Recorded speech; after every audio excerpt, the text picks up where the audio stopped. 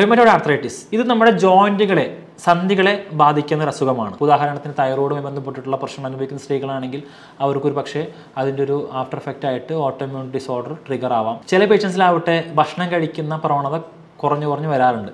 കാരണം ഒന്നുമില്ലെങ്കിൽ ഒരു പക്ഷേ അസഹനീയമായിട്ടുള്ള വേദന കൊണ്ടായിരിക്കാം, അതല്ലെങ്കിൽ ഇതിൻ്റെ അസോസിയേറ്റ് വരുന്ന സിംറ്റം കൊണ്ടോ ആയിരിക്കാം. ഇത്തരം രോഗികൾ ധാരാളമായിട്ട് വെള്ളം കുടിക്കുകയും ശരീരത്തിൽ ശരീരത്തിൽ തണുപ്പ് കൂട്ടുന്ന ഭക്ഷണ പദാർത്ഥങ്ങൾ ശീലമാക്കുകയും വേണം. കൃത്യമായിട്ട് മരുന്നെടുക്കുന്നതിലൂടെ ഡയറ്റ് ഫോളോ ചെയ്യുന്നതിലൂടെ ഈ അസുഖം പരിപൂർണമായിട്ട് മാറ്റിയെടുക്കാൻ പറ്റുന്നൊരു അസുഖമാണ്.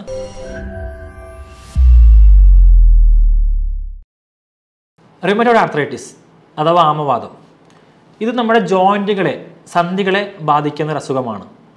സാധാരണ 40 മുതൽ 60 വരെ പ്രായമായിട്ടുള്ള സ്ത്രീകളിലാണിത് കൂടുതൽ കാണാറുള്ളതെങ്കിലും ഈ അടുത്ത കാലത്ത് യുവതികളിലും കണ്ടുവരുന്നുണ്ട്. ഒരു 3 രോഗികൾ എടുക്കുകയാണെങ്കിൽ അതിൽ 2 പേരും സ്ത്രീകളായിരിക്കും. അതിന് കാരണം ഇത് സ്ത്രീകളെ കൂടുതലായിട്ട് ബാധിക്കും എന്നുള്ളതാണ്.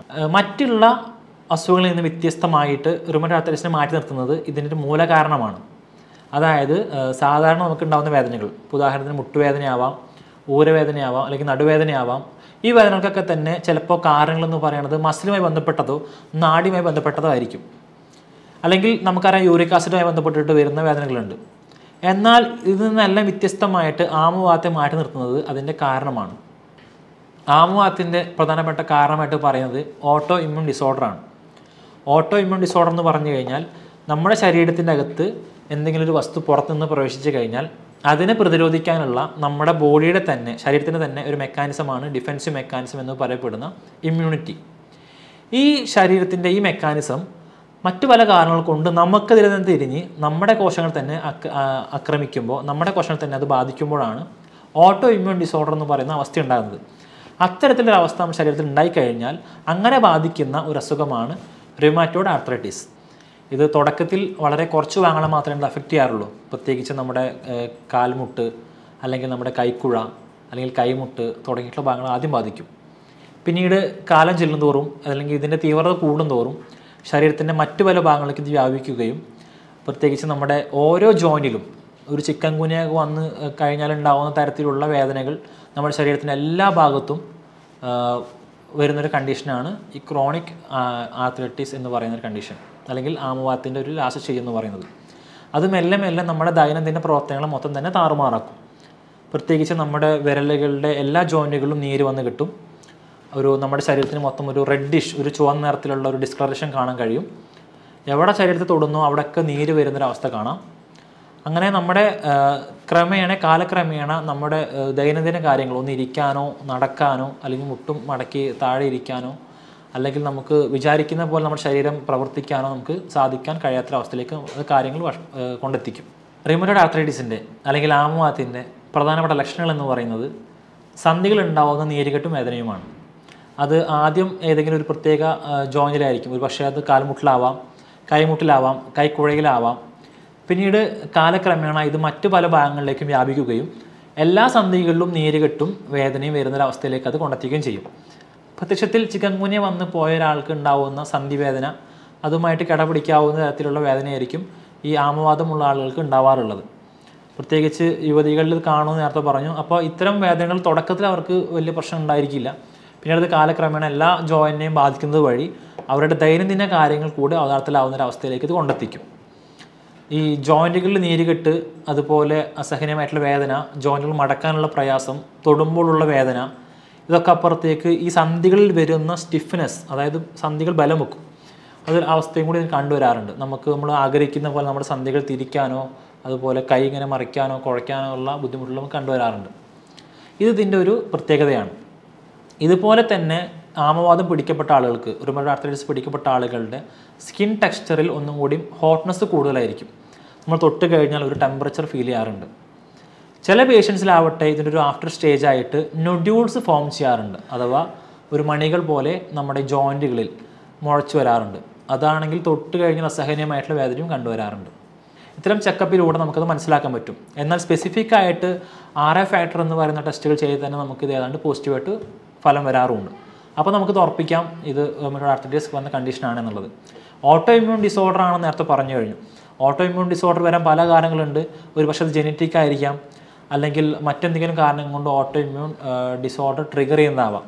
ഇപ്പോൾ നമ്മുടെ ശരീരത്തിൽ കൃത്യമായിട്ട് സ്റ്റൊമക്ക് ഇൻറ്റെസ്റ്റൈൻ പോലത്തെ ഓർഗൻസ് പ്രോപ്പറായിട്ട് ഫങ്ഷനിങ് അല്ല എങ്കിൽ, അല്ലെങ്കിൽ നമ്മുടെ ഇൻറ്റെസ്റ്റൈൻ്റെ ഗട്ട് ഹെൽത്ത് പ്രോപ്പർ അല്ല എങ്കിൽ, അവിടെ സഫീഷ്യൻ്റ് ആയിട്ടുള്ള ബാക്ടീരിയാസ് ഇല്ല എങ്കിൽ അവ ബാഡ് ബാക്ടീരിയാസ് മറ്റ് പല ടോക്സിൻസും പുറത്തു വിടുന്നുണ്ടെങ്കിൽ അത് നമ്മുടെ മറ്റ് പല ഓർഗൻസിനെ ബാധിക്കാനും അതുവഴി ഓട്ടോ ഇമ്മ്യൂൺ എന്ന് പറയുന്ന കണ്ടീഷൻ ട്രിഗർ ആവാനും ഈ അടുത്ത കാലത്ത് നടന്ന പഠനങ്ങൾ തെളിയിച്ചിട്ടുണ്ട്.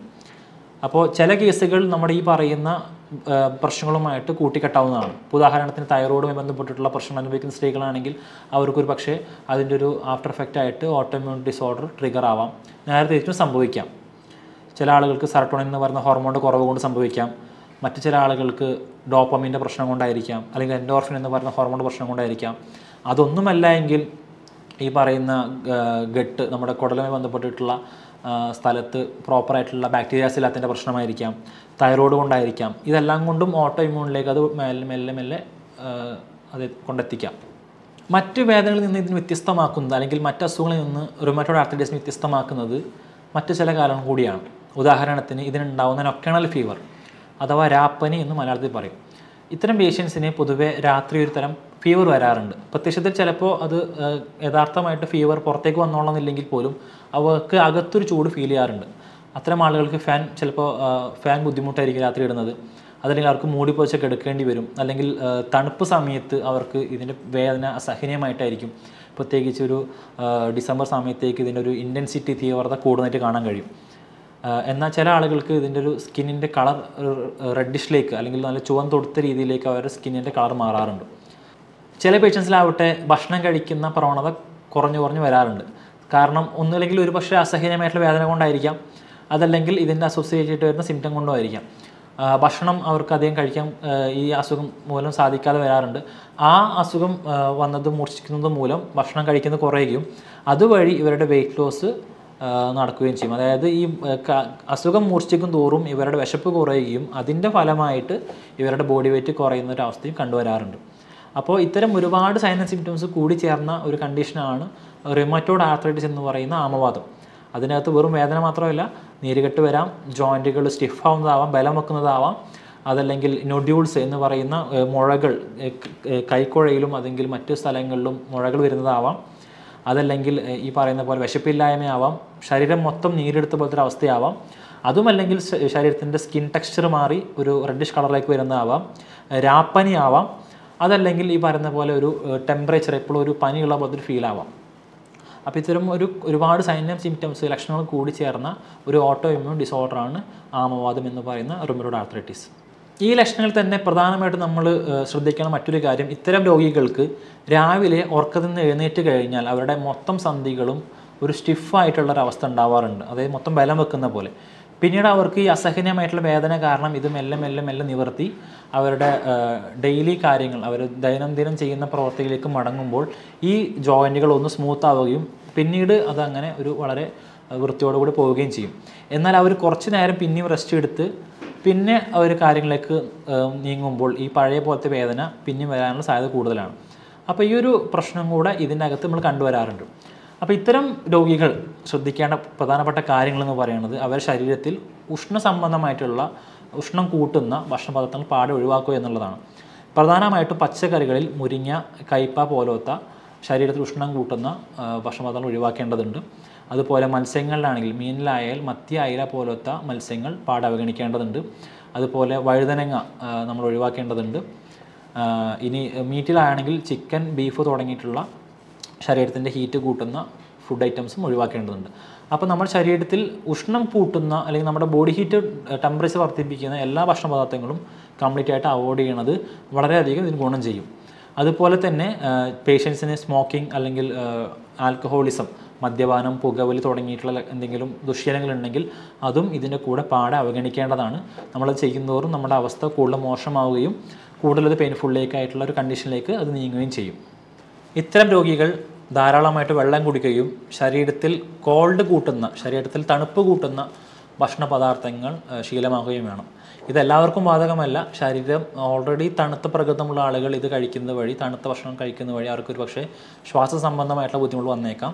അപ്പോൾ അത് കൃത്യമായിട്ടൊരു ഡോക്ടർ അഡ്വൈസോട് കൂടി തന്നെ അവർ ചെയ്യേണ്ടതുണ്ട്. എന്നാൽ സ്വഭാവമുള്ള ആളുകൾ, ശരീരപ്രകൃതി ഉഷ്ണമുള്ള ആളുകളാണെങ്കിൽ അവർ കക്കരിക്ക, തണ്ണിമത്തൻ പോലത്തെ വാട്ടർ റിച്ച് ആയിട്ടുള്ള ശരീരത്തിനെ തണുപ്പിക്കുന്ന തൈര് പോലത്തെ ഭക്ഷണങ്ങൾ കഴിക്കുന്നത് ഒരു പരിധിവരെ നല്ലതാണ്. യുനാനി വൈദ്യശാസ്ത്ര പ്രകാരം ഇതിനെ ഒരു ബ്ലഡ് ഡിസോർഡർ ആയിട്ടാണ് കണക്കാക്കുന്നത്. നമ്മുടെ രക്തത്തിൽ വരുന്ന ചില ഏറ്റക്കുറച്ചിലുകളാണ് ഈ ആമവാദം ഉണ്ടാക്കുന്നതാണ് യുനാനി വൈദ്യശാസ്ത്രം പറയുന്നത്.